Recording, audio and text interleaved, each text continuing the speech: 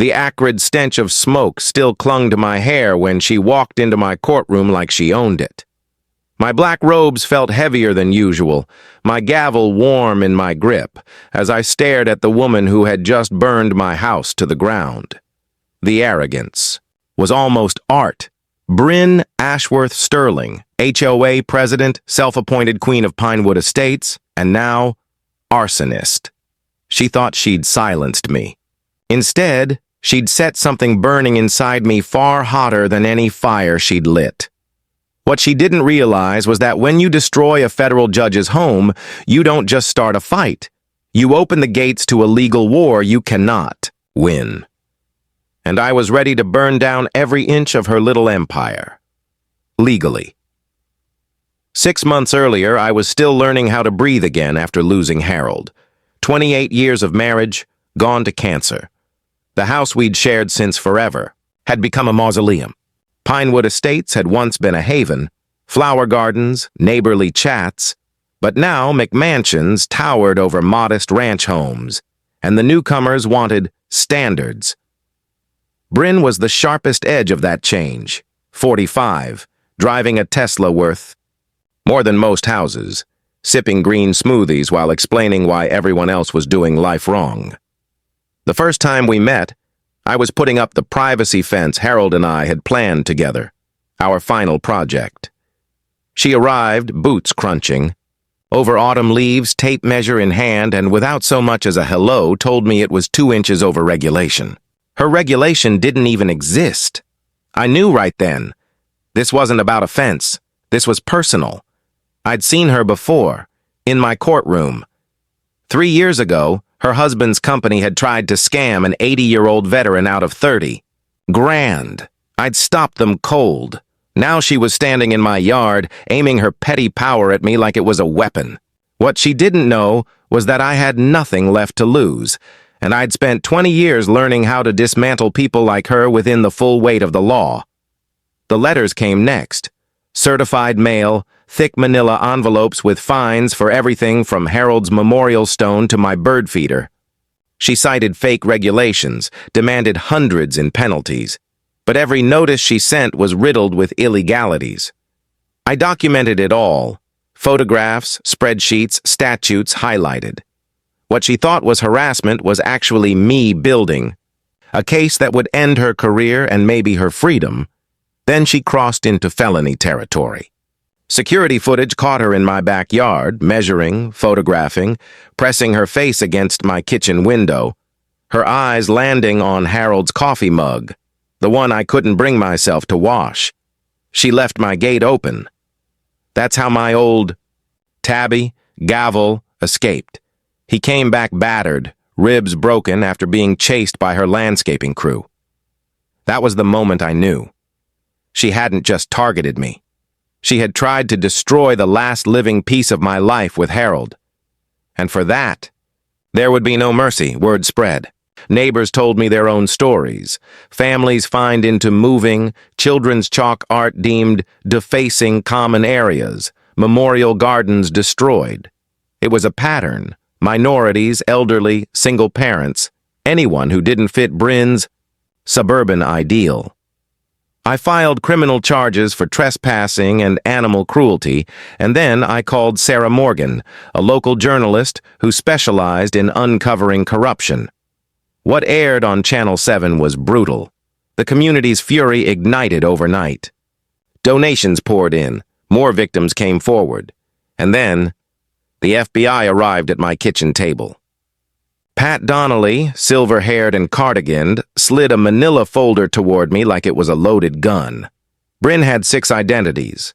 She'd stolen millions in embezzled HOA funds and insurance scams in 4 states. And my house? It was next on her list to burn for profit. She'd targeted me not for revenge, but because my profile as a federal judge was the perfect cover while she gutted our community's finances. It was all misdirection. We built our counterstrike like a war plan. Rebecca Morgan, a RICO specialist, coordinating federal, state, and civil rights cases. Walt Henderson organizing victims like troops. My home became a surveillance hub, cameras capturing every fresh crime. Bryn kept digging her own grave, sending more fake fines, moving more stolen money. And then she made her final move, planting accelerants around my house. I wasn't inside when the explosion came at 3:17 a.m., but I watched from Walt's window as 28 years of life with Harold went up in flames. Every photo, every note, every rose he'd planted, gone. But the fireproof housing on my cameras survived. They showed everything: her crew arriving, her husband carrying equipment, and, most damning, her insurance claim time-stamped 47 minutes before the fire started. Premeditation, murder attempt on a federal judge. The morning raids were beautiful. Federal marshals took her in chains, charges stacked so high no plea bargain could save her. Attempted murder, arson, RICO, fraud, identity theft. In my courtroom, the families she'd terrorized filled the benches. Bryn tried to speak, to twist the story, but the judge handling the case cut her down with words that will live forever in Pinewood. You are not a victim of judicial vendetta. You are a domestic terrorist. She never left federal custody again. Life without parole. Her empire liquidated, the funds given to her victims. Pinewood rewrote its bylaws, passed protections that spread to other states. The scholarship in Harold's name sent the Rodriguez daughter to Harvard Law. Gavel recovered. And I rebuilt, not just my home, but my community.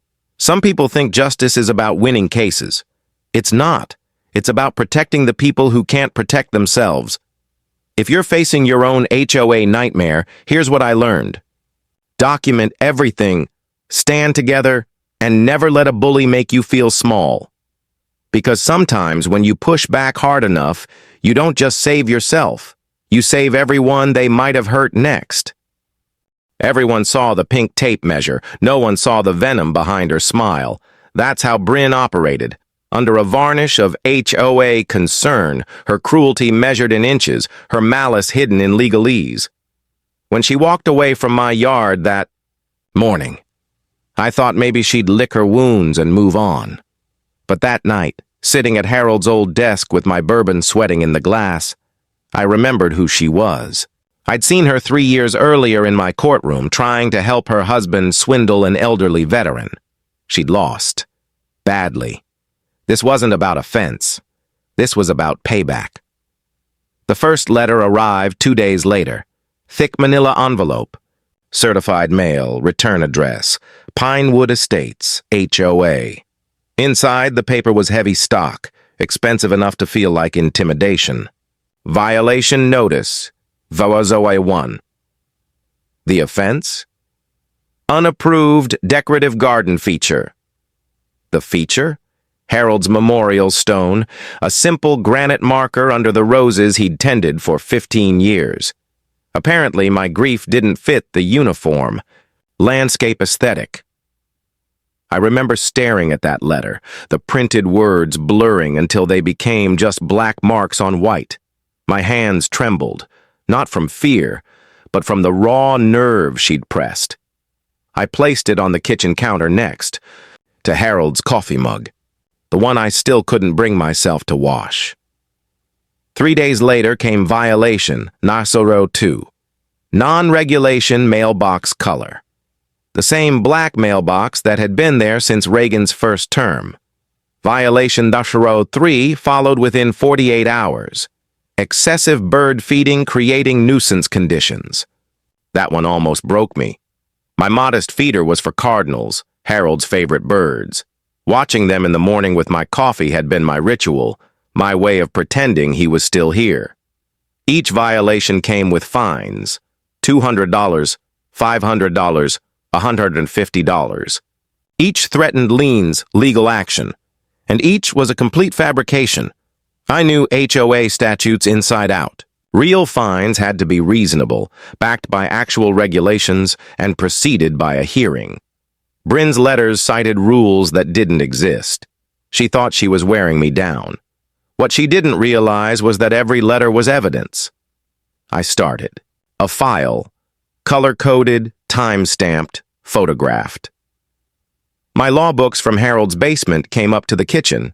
By the end of the week, my dining table looked like a war room, stacks of manila folders, legal pads full of notes, and a growing list of violations committed by her.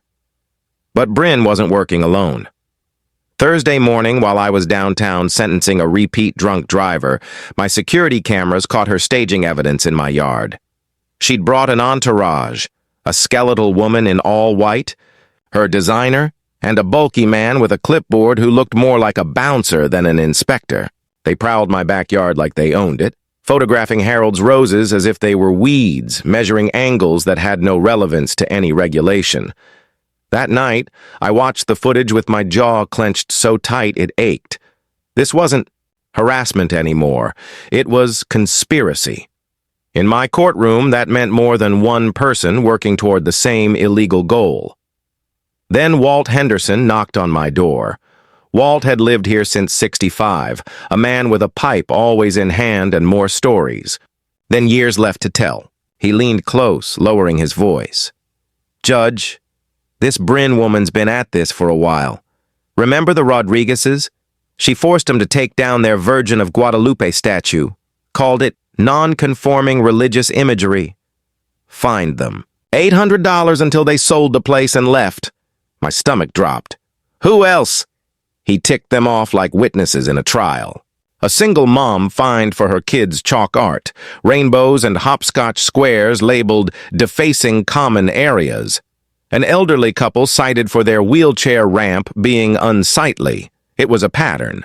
She was targeting minorities, elderly, residents, single parents, anyone who didn't fit her vision of Pinewood perfection. And now me, the widowed judge who'd ruled against her husband. That night in Harold's office, I began to see the full shape of her game. The scratching of my pen on paper filled the room as I documented each case. Harold used to say a good legal strategy was like surgery, precise, methodical, and devastating when done right. I wasn't just going to defend myself. I was going to cut her little empire out at the root. The breaking point came the following week. I got home from court to find my back gate wide open, not swung by the wind, propped open. I called for Gavel, my 14-year-old tabby, Harold's final gift to me. Silence. Panic hit like a fist. I searched every alley, every yard, my voice, raw from calling his name. 3 days later, the vet called. Gavel had been found barely conscious in a storm drain, broken ribs, dehydrated, terrified. The vet said the injuries were consistent with being chased by machinery. My security footage told the rest. An hour after Bryn trespassed, her landscaping crew arrived with industrial leaf blowers, herding him out through the open gate, pursuing him until he vanished from view. I sat in my kitchen that night with Gavel's tiny oxygen tent beside me, listening to the hiss of the machine and the pounding of my own heart. This wasn't property disputes anymore. This wasn't even harassment. This was cruelty. Targeted, deliberate cruelty. And Bryn had just made her biggest mistake yet. Everyone in Pinewood heard about Gavel before the sun came up, the widow judge's cat, the one her husband had rescued in a storm, the one that sat with him during chemo, the one Bryn's crew had nearly killed. By morning, my phone was a grenade of missed calls. Walt, Mrs. Rodriguez, even people I barely knew, neighbors with tight voices and offers to help. But one call stood out. Channel 7's Sarah Morgan. If Pat Donnelly was the kind of woman who sharpened the knife, Sarah was the one who knew exactly where to cut. "I hear your HOA president left more than footprints on your property," she said, voice like polished steel. I didn't need convincing. By that evening, Sarah was in my kitchen with her cameraman, sipping the kind of black coffee that could strip paint. I showed her everything, violation notices, fake regulations, photos of Gavel's injuries, the footage of Bryn trespassing. She barely blinked. Just kept taking notes, her eyes dark and calm, the way you look at a rattlesnake before you put a boot on its head. The story aired 3 nights later under the headline, Judge versus HOA. When watchdogs attack. Sarah didn't hold back. She showed. Bryn's trespassing footage, the harassment pattern against elderly and minority residents, the way she weaponized bylaws that didn't exist. My mailbox was suddenly full of donation offers, for Gavel's vet bills, for legal fees, for taking that woman down, and then the real flood started. Emails, letters, families from all over Colorado with their own horror stories about HOAs. Like ours. But closer to home, 5 more Pinewood residents came forward with Bryn's fingerprints all over their pain. An elderly widow fined into selling her home because her hydrangeas obstructed the community's visual flow. A disabled veteran threatened with foreclosure for parking his van, his only transportation, too close to his own garage. I wasn't fighting my own battle anymore. This was a war. It was around then that I met Pat Donnelly. She didn't knock. Like most people, she glided in like she'd been here before. White hair, cardigan, sensible shoes. She set a plate of cookies on my counter and then, without ceremony, pulled out a manila folder. "Judge, I think you need to see this." Inside, photos, documents, insurance records, names I didn't recognize, faces that looked a lot like Bryn's. But weren't. Except they were. Bethany Sterling of Phoenix, Rebecca Ashworth from California, Sandra McKenzie from Detroit. All the same woman. 6 identities in total and at least 4 states' worth of destruction. Pat had spent 25 years in the FBI, most of it chasing financial criminals. She'd been watching Bryn for weeks, and what she laid out made my pulse go cold. "This isn't about you personally," Pat said. "You're a distraction. She keeps everyone looking at petty violations while she drains the HOA's emergency fund and sets up the next accidental fire." The fund was already short $340,000. Bryn's house, bought for $800,000, was insured for $2.8 million. Her policy was stuffed with lies about past claims, identity history, even her marital status. The kind of lies that don't just void coverage, they land you in federal prison. I sat back in my chair, the manila folder heavy in my lap. "You're saying she's going to burn her house down?" Pat didn't even blink. "I'm saying she's planning to burn yours first, claim its spread, and collect on both policies. And given her history, she's probably done it before." I thought of the roses Harold had planted, the upgrades we'd done together in his last months, insulation, wiring, things we were proud of. And now they were just notes in the margins of Bryn's blueprint for arson. By the time Pat left that night, the kitchen table looked like a federal war room. Bank statements, false insurance applications, HOA records showing her repairs and emergency projects that had no paper trail. Rebecca Morgan arrived the next day. Former federal prosecutor, now a private attorney with a reputation for dismantling white-collar crime like it was origami. She walked in wearing a navy suit and the kind of confidence you don't buy off a rack. "We're not just going after harassment," she said, spreading flowcharts across the table. "This is RICO. We're talking decades of fraud across state lines, with systematic targeting of protected classes. Life without parole territory." Walt supplied the neighborhood intelligence. Everyone Bryn had ever fined or threatened was on board. Mrs. Rodriguez drove back from Phoenix with statements from 17 witnesses. The Johnson family produced years of records on discrimination over their son's wheelchair ramp. And all the while, my cameras kept rolling. Every letter Bryn sent, every transfer from the HOA's account, every new inspection she staged, it all became evidence. Rebecca moved fast. Emergency injunctions to freeze HOA accounts. Criminal complaints filed in 3 jurisdictions. The Colorado Attorney General notified about civil rights violations. By the 3rd week, Bryn's world was shrinking, and like any cornered predator, she got dangerous. The smell hit me before I saw it. Not smoke. Not yet. But something sharp. Chemical. An undercurrent of gasoline hidden beneath the spring air.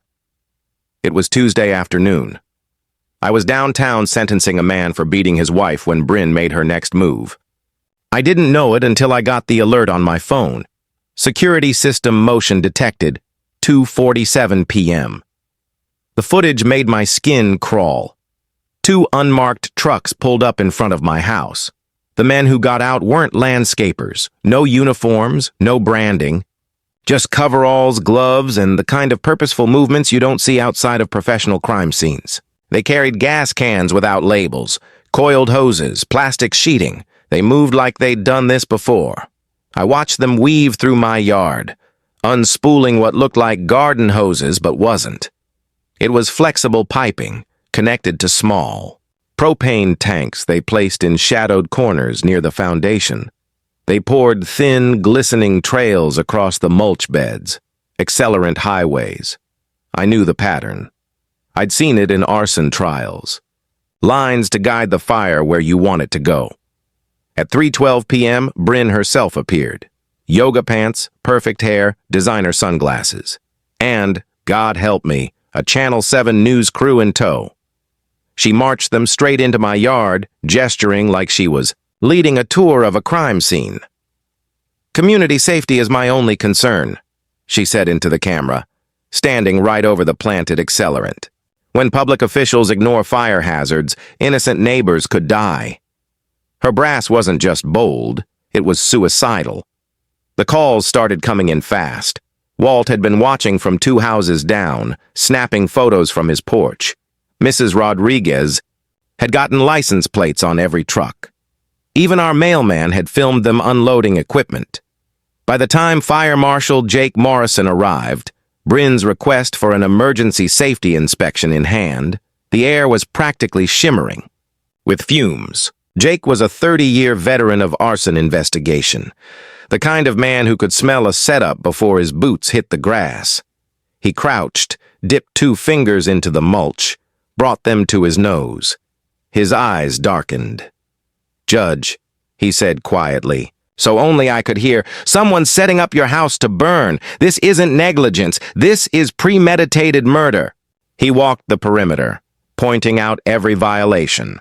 Gas lines tucked into the soil, accelerants laid in deliberate curves toward the property line that faced Bryn's house. Whoever planned this knows fire behavior, knows insurance procedures, knows how to make a blaze look like an accident and still kill you in your sleep. Then Bryn made her fatal tactical error. When Jake refused to declare my property unsafe, she slid him a thick white envelope over his clipboard. "Inspector, surely we can handle this situation efficiently. Community safety requires proper documentation, and I'm sure you understand the importance of cooperation." Jake didn't even touch it. "You're offering a bribe to a public official on a body camera, ma'am. That's a federal felony." Her face went slack, just for a second. Then, the mask slid back on. But the damage was done. The footage from his department-issued camera, combined with my security video, Walt's photos, Mrs. Rodriguez's plates, was a federal prosecutor's dream. Corruption, arson conspiracy, attempted murder. Pat's network lit up. Within 24 hours, agents had confirmed similar accelerant setups at 3 other homes in Pinewood, each one owned by elderly residents or minority families Bryn had targeted. Rebecca Morgan moved like a predator tasting blood. Federal. Warrants were prepped for Bryn, her husband, and the crew. HOA accounts frozen. Sterling Premium's assets locked for seizure. And because the accelerant placement matched professional arson techniques tied to 2 other suspicious fires in Arizona and Michigan, interstate charges were on the table. That night I sat in my living room, the air still tainted with that chemical sting. My hands shook, not from fear, but from the weight of what could have happened if I hadn't had cameras. If Gavel had been outside, if I'd been home. Harold used to tell me, justice delayed isn't justice denied. Sometimes, it's just justice, getting ready to strike with precision. We were close now. I could feel it. But Bryn wasn't done, and her last move would be the most dangerous of all. The blast woke me before the sound did. It wasn't noise that pulled me from sleep. It was the shockwave. At 3:17 a.m., the windows of Walt's guest room rattled hard enough to shake the glass from its frame. I was on my feet before I knew why, heart slamming, bare feet cold on the wood floor. Then I saw it through the curtains. Harold's house. Our house. My home of 28 years. A roaring, impossible bloom of orange in the night. It didn't just burn, it consumed.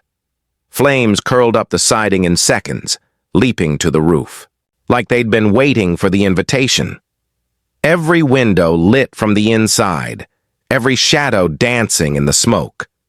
The roses Harold had tended for 15 years blackened in an instant. The memorial garden where his ashes were scattered vanished beneath the heat, and I just stood there in his old bathrobe, the smell of gasoline cutting through the cold air, watching the life we built turn to cinders.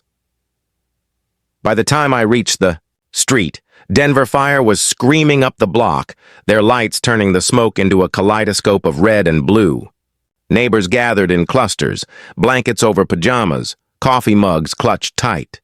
Mrs. Rodriguez was crying openly. Walt's jaw was set in a way I hadn't seen since Vietnam. Federal arson investigator Marcus Webb was on the scene within minutes. He took one look at the thermal imaging and shook his head. "Judge, this wasn't accidental. Accelerants were placed to create fire highways. Whoever did this wanted you dead, and wanted it to look like faulty wiring. But the accelerants told their own story. The chemical analysis would later confirm it. The exact same compound found in the planted setup from the week before, and then came the part that made my blood boil hotter than the flames. Insurance investigator Jennifer Park, who'd been working with us since Pat's first file drop, arrived still zipping up her jacket. She had a folder in her hand already open. "She filed this," Jennifer said, her voice tight. At 2:30 a.m., 47 minutes before the fire, it was Brin's preliminary claim for projected damages due to spreading fire from neighboring property. Projected damages? Before my house was even burning? That's not foresight, Jennifer said. That's proof. Neighbors were still whispering when the Queen herself arrived. Brin, in full designer athleisure, perfect hair, full makeup, at 4:30 in the morning. She glided toward the cameras like she was stepping onto a red carpet. "This tragic accident," she told Channel 7 with solemn eyes, "reinforces the need for strict safety standards. Judge Blackwood's resistance to inspections may have contributed to this devastating loss of life." Loss of life. She was implying I'd been inside, implying my death would have been my own fault. What she didn't realize was that FBI agents in the crowd were recording every word, that federal marshals were already drafting her arrest warrant, that every lens trained on her was gathering evidence for an attempted murder trial, and then the hammer fell. Within hours, forensic teams matched fingerprints on the gas canisters to Sterling Premium's contractors. Bank records showed direct payments from Brin's HOA account to two of the men caught on my security footage. Cell tower data placed her and her husband at the scene during ignition. Rebecca Morgan didn't even wait for a full sunrise. She was in my kitchen, phone to her ear, coordinating the dawn raids. At 6:02 a.m., federal marshals hit Brin's house. The footage, broadcast live on national TV, showed her being led out in cuffs, hair still camera perfect, lips tight in the kind of smile that doesn't reach the eyes. Her husband followed, eyes down, wrists bound. The trucks rolled in behind them, loading evidence, seizing property.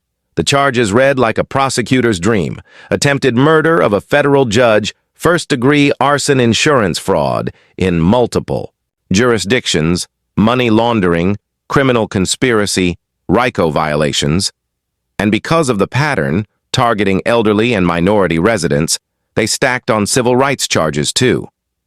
That night, I sat in Walt's kitchen, the smell of smoke still clinging to my skin. Every agent in the room had worked cases like this before, but you could see it in their faces. They knew this one mattered more. My house was gone.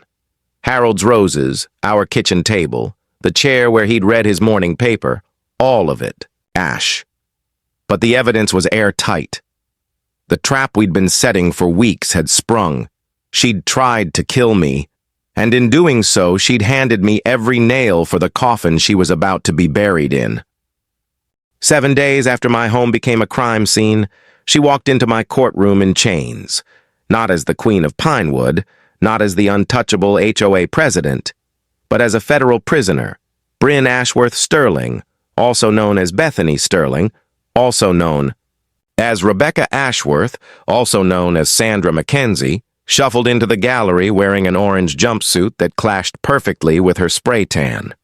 The same woman who had stood in my yard with a tape measure and a smirk now kept her wrists tucked close to hide the cuffs. The courtroom was so packed, the bailiff had to open the overflow seating.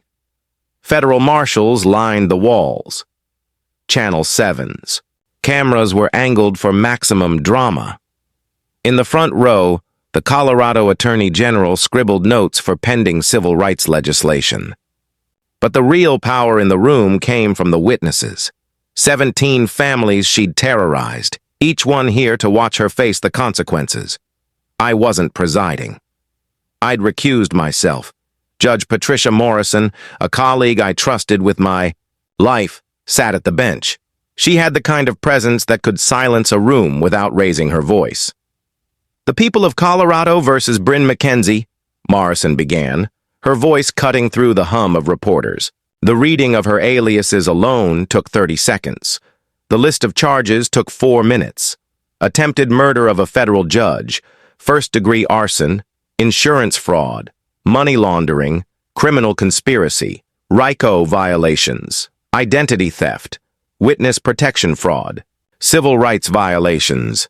Her public defender, poor man, stood and asked for reasonable bond, citing her strong community ties and lack of flight risk. Federal prosecutor Amanda Stevens rose like she'd been waiting her entire career for this moment. Your Honor, the defendant has operated under 6 false identities across 4 states. She has stolen over $4 million and destroyed 15 communities. She attempted to murder a sitting federal judge by burning down her home while she slept. She then appeared on television blaming the victim.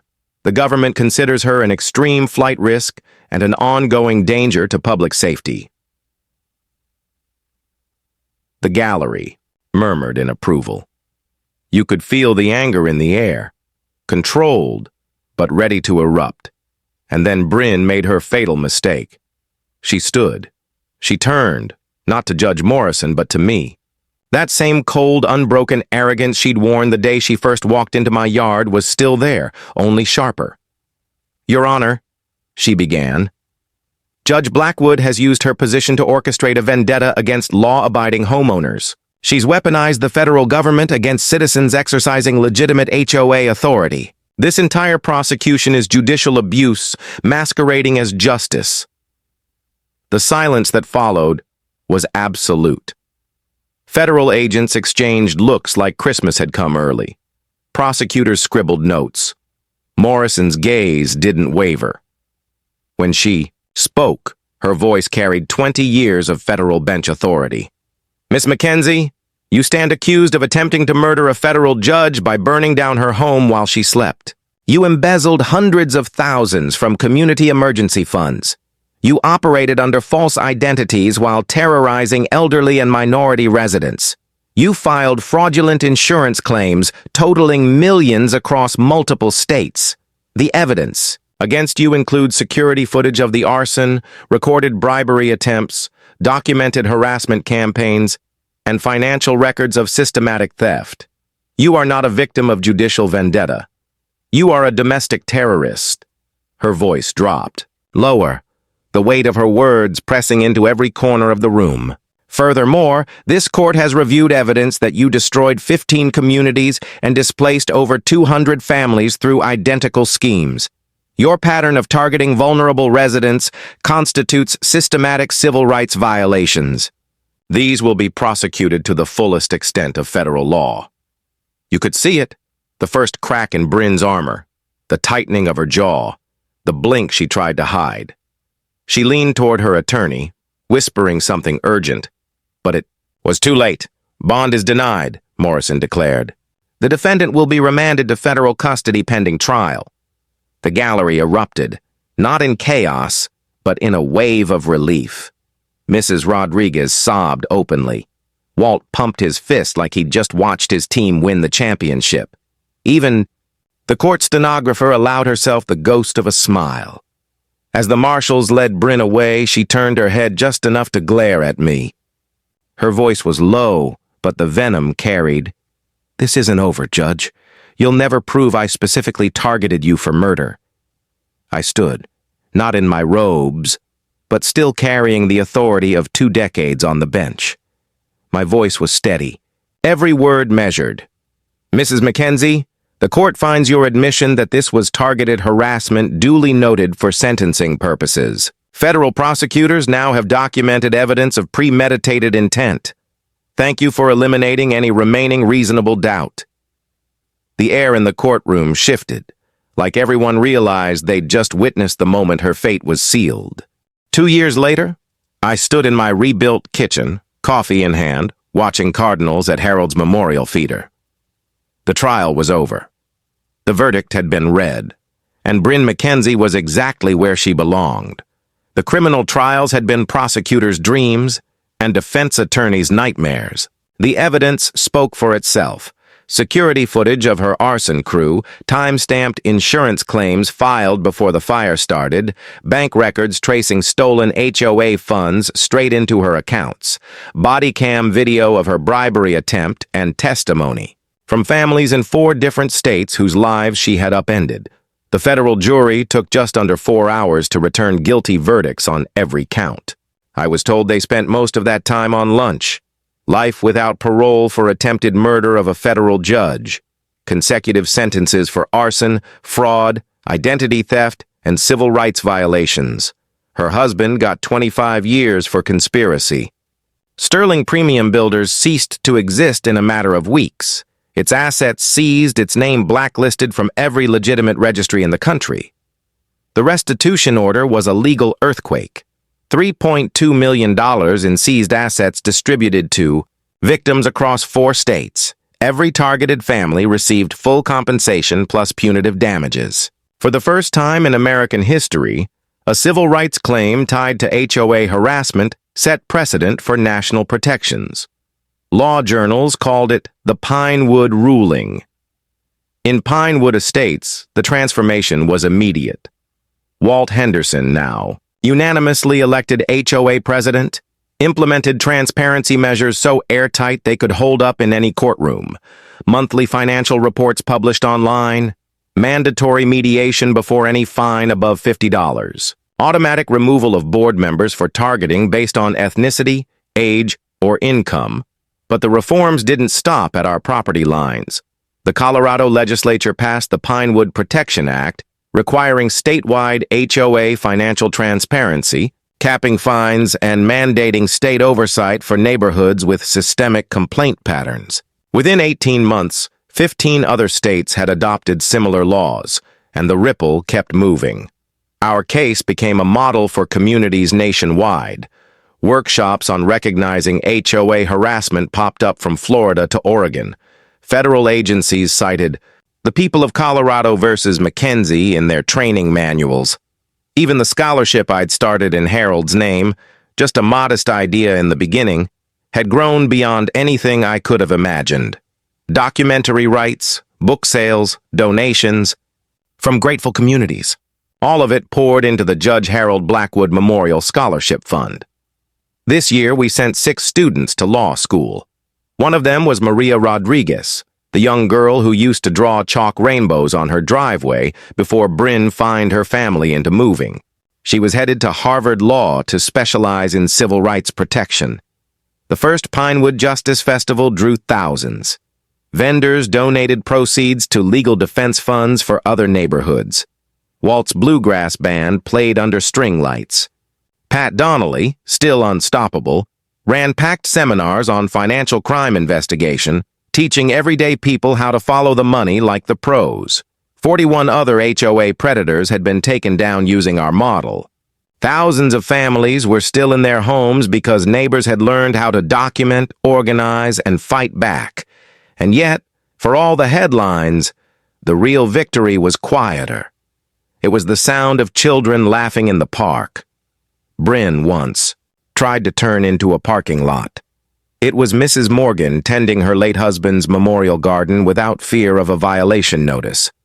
It was the neighbor who waved as I walked gavel, fully recovered, along the rebuilt fence Harold and I had planned together. Justice isn't always about the sentence. Sometimes it's about what comes after, the healing, the safety, the knowing. You've made it harder for the next Bryn McKenzie to get away with it. That night, as the sun set behind the Rockies, I sat in the garden with Gavel in my lap, his purr rumbling against my palm. I thought of Harold, his patience, his belief that the law could be both a shield and a sword. He would have loved this ending.